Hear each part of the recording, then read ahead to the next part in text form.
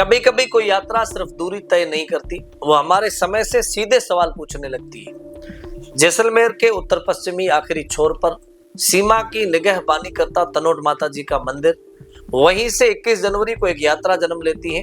मंजिल जयपुर विधानसभा, फासला 722 किलोमीटर। न कोई वाहन, न कोई सुविधा, सिर्फ चलते हुए पैर, थमता हुआ धैर्य और हर कदम के साथ और गहरे होते सवाल। नमस्कार, मैं अयात कलीम मेहर और आप देख रहे हैं द बवाल। आज इस यात्रा का 5वां दिन है। करीब 150 किलोमीटर का सफर तय हो चुका है। तनोट, घंटियाली, रणाऊ, भोजराजपुरम, रामगढ़, सोनू, जोगा, सेहुआ, पारेवर, मोकला, भादासर, लानेला और अब यात्रा ब्रह्मसर फाटे तक पहुंच चुकी है। ये गांव रास्ते के साधारण पड़ाव नहीं है, ये वो धरातल है जहां कागजों पर बनी नीतियां नहीं, जमीन पर चलती जिंदगियां सांस लेती हैं। यहाँ के लोग देखने वाले बनकर नहीं रुके। गांव के गांव इस पद यात्रा के कदमों में कदम मिलाकर चल पड़े।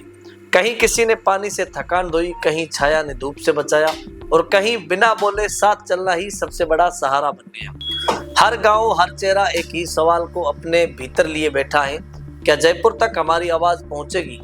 जैसलमेर की सरहद अभी सामने नहीं आई, लेकिन एक सच रास्ते में ही साफ हो गया।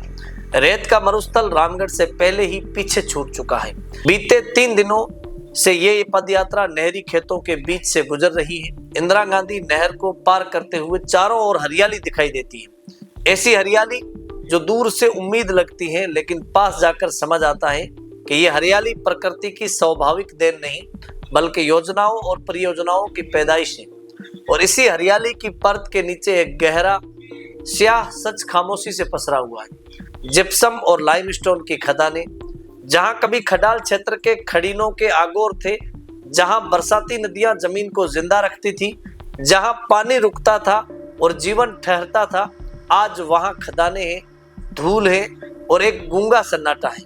रास्ते में मिलते हैं मिक्सी जी की ओरण के अवशेष, प्राचीन देव जी के घास मैदान और डूंगर पीर जी की ओरण, जो अब बिजली की तारों, पवन चक्कियों और लोहे के खम्भों से भरी पड़ी है। ओरण अब आस्था की नहीं, अनुमतियों की जमीन बन चुकी है। लानेला खड़ीन की हरियाली आंखों को ठहरने पर मजबूर करती है, लेकिन ठीक आगे ब्रह्मसर का औद्योगिक क्षेत्र खड़ा है। जैसे कह रहा हो इसे विकास कहते हैं और पीछे जो छूटा उसे भूल जाना चाहिए। इस पद यात्रा के अब तक के सफर में आधे से ज्यादा रास्ता पर्यावरण और भूगोल की तबाही की गवाही दे रहा है। और इसी तबाही के खिलाफ ओरण को बचाने के लिए जैसलमेर कलेक्ट्रेट के बाहर कई दिनों तक धरना चला। दिन भी बीते, रातें भी बीती।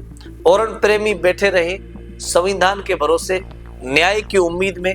लेकिन जैसे ही नेताओं और प्रशासन को यह आभास हुआ कि शिव विधायक रविंद्र सिंह भाटी ओरण प्रेमियों के साथ धरना स्थल पर रात बिताने वाले, तभी सत्ता बेचैन हो उठी। आनंद फानन में स्वरूप सिंह खारा, विधायक छोटू सिंह, प्रतापपुरी जी महाराज धरना स्थल पर पहुंचे।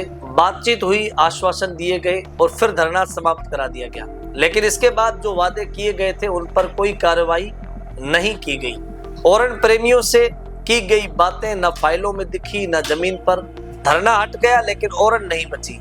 और यहीं से ये साफ हो गया कि ओरण का सवाल सिर्फ किसी एक व्यक्ति का नहीं है। ना ये जिम्मेदारी सिर्फ सुमेर सिंह की है, ना भोपाल सिंह की है और ना ही किसी एक राजपूत समाज की। ओरण सबकी है।